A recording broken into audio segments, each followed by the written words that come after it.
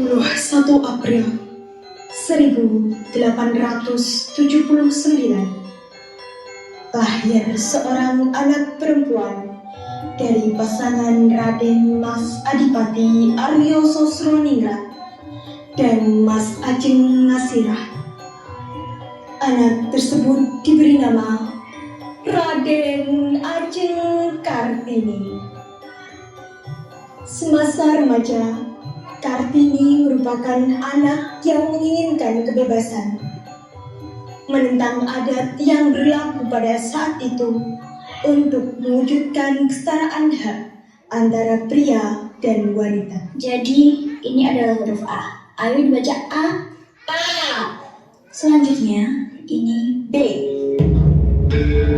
Nih, sedang apa kau di sini? Aku sedang mengajar, Kang Mas. Untuk apa kau mengajar? Tugas wanita harus menikah dan juga mengurus rumah. Betul. Biarkan saja para wanita ini mengurus tugas mereka di rumah. Apa salah jika wanita melakukan hal yang kita inginkan? Wanita juga manusia. Sudahlah Kartini, kau tak perlu mengajari mereka. Ayo, sekarang kita Mas balik ke pengitanmu. Jangan. Namun, meski semangatnya begitu tinggi, Kartini harus melawan berbagai tekanan. Tidak hanya dari masyarakat, tetapi juga dari orang terdekat. Nih, keluar. Cepat keluar. Ada apa, Bu? Nih, sudah saatnya kamu harus dipindah. Ibu tidak mau melihat kamu terus mengajar dan belajar. Persiapkan dirimu hingga calon suamimu menjemputmu. Mengapa, Bu? Apa salah jika seorang wanita belajar? Apa salah jika wanita memiliki kedudukan yang sama dengan pria? Cukup. Tradisi tetaplah tradisi. Dan kamu tidak boleh melanggar tradisi ini. Saya akan tetap berpendapat seperti ini, Bu. Terserah kamu saja. Sudah tiba saatnya, siap atau tidak siap, kamu harus melakukan pingitan ini. Meskipun tantangannya begitu besar, namun semangat Kartini untuk menggapai cita-cita tak pernah padam. Dalam perbincangannya dengan Romo dan Kartono, Kartini memohon izin melanjutkan pendidikan ke Belanda, sebuah langkah besar dalam perjuangannya. Permisi, Romo. Saya ingin meminta izin untuk melanjutkan sekolah di Belanda. Apakah diperbolehkan? Renil, apakah kamu sangat menginginkan sekolah di Belanda? Benar, Romo. Trinil sangat ingin sekolah di Belanda dan ingin menggapai cita-cita Romo. Baiklah, Romo mengizinkanmu. Apakah kamu sudah memikirkannya dengan baik? Sudah, Kang Mas. Maaf Tuan, saya kurang setuju dengan pendapat Ki Ajeng Kartini tentang sekolah ke Belanda. Kenapa? Jika aku mendengar, beliau akan marah Tuan. Terserah hati saya saja bagaimana nanti. Namun, impian tersebut harus terhimpit oleh tradisi dan harapan keluarga. Ibu tiri memaksanya menikah, membuat Kartini harus memilih antara cita-cita atau patuh pada adat. Kamu harus bersyukur nih, karena ada orang yang mau melamarmu. Apa yang harus disyukuri, Bu? Dari seorang laki-laki yang sudah memiliki 3 istri. Sudah bagus Bupati yang melamarmu, bukan petani. Saya akan tetap menunggu proposal dari Belanda. Proposalmu belum tentu disetujui. Mungkin bisa saja ditolak. Lamaranmu harus dijawab dalam waktu 3 hari. Saya tidak mau membuat Romo kecewa. Mohon maaf, Bu. Mohon maaf Ibu, izinkan saya berbicara pada adik saya. Kamu bisa minta tolong pada Romo untuk membatalkan proposal itu. Saya tidak mau, Kang Mas. Sekarang semuanya sudah jelas. Kamu hanya memikirkan dirimu sendiri. Egois kamu Kartini. Saya tidak mau, Bu. Maafkan Kang Mas nih. Di tengah semua kebingungan dan pertentangan itu, ada sosok ibu yang tetap mendukung Kartini. Dalam percakapannya dengan Yunga Sirah, Kartini menyadari betapa pentingnya pendidikan dan kesetiaan. Ada apa itu? Panggil aku ibu, kita tidak sedang di pendopo.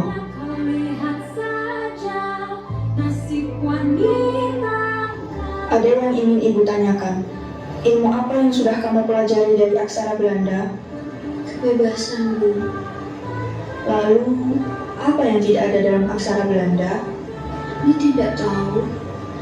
Kesetiaan manusia ketika di pangku hatinya tentram, karena keseimbangannya terjaga. Sepintar-pintarnya orang Belanda untuk menguasai dunia, mereka tidak akan mengenal kesetiaan.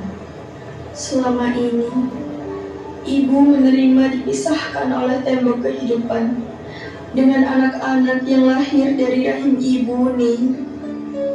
Harapan ibu, anak-anak bisa sekolah dan derajatnya lebih tinggi dari ibu.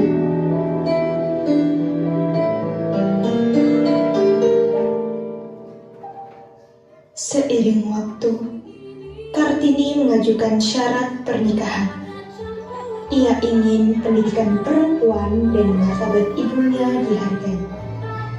Namun, tidak semua bisa menerima langkah beraninya. Bagaimana? Apa kamu siap menyandang gelar Adenayu? Saya siap untuk menerima pinangan dari Kanjeng Adipati Dioyo Adiningrat dari Rembang. Tapi saya ingin minta syarat. Apa lagi nih? Sudah, sebutkan saja apa syaratnya. Pertama, saya tidak mau membasuh kakinya dan tidak mau dibebani oleh berbagai perintah sopan santun yang sangat rumit. Serta saya mau diperlakukan seperti orang biasa saja. Yang terakhir, Cukup nih. Kamu hanya memikirkan dirimu. Ibu tidak akan membiarkan syaratmu terpenuhi. Kartini benar. Suami saya menikah lagi, Bu. Lastri mengerti. Suami Lastri lebih mencintai istri mudanya yang lebih pintar dan terpelajar. Lastri tidak kuat, Bu. Kartini benar. Nih, lanjutkan. Mbak Yumu ini mendukungmu. Yang terakhir, saya mengharuskan calon suami saya untuk membantu mendirikan sekolah untuk perempuan dan orang miskin. Saya juga ingin Yungasira tidak tinggal di rumah belakang, tapi di rumah depan. Serta saya ingin semua putri-putri kamu memanggil Yungasira dengan sebutan Mas Ajeng, bukan Yu lagi. Cepat tulis syaratmu, lalu kirim ke Bupati Rembang. Mohon maaf Romo, izinkan saya menulis surat ini. Saya anak yang paling tua. Sudah jadi bukti saya sebagai kakak untuk melindungi adik-adiknya. Dan saya akan membantu untuk mengantarkan surat itu langsung ke Bupati Rembang, Romo. Baiklah. Apa benar?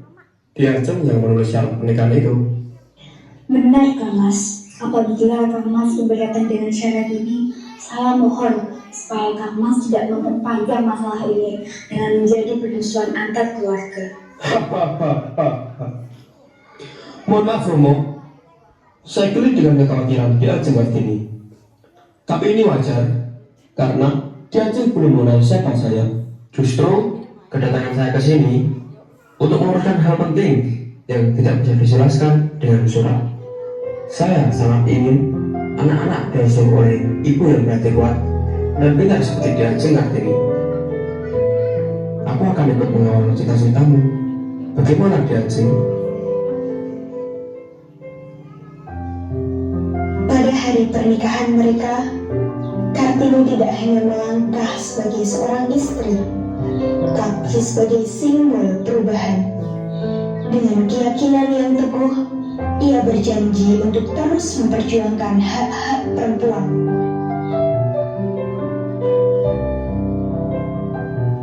Perjalanan panjang ini baru saja dimulai. Saya izin pamit, Ibu. Nih, mau jadi adik Ayu. Iya nak, jaga dirimu baik-baik ya. Ingat pesan-pesan yang ibu sampaikan. Setelah pernikahan dilaksanakan, Kartini dan Raden Ageng Joyodiningrat pergi ke sekolah.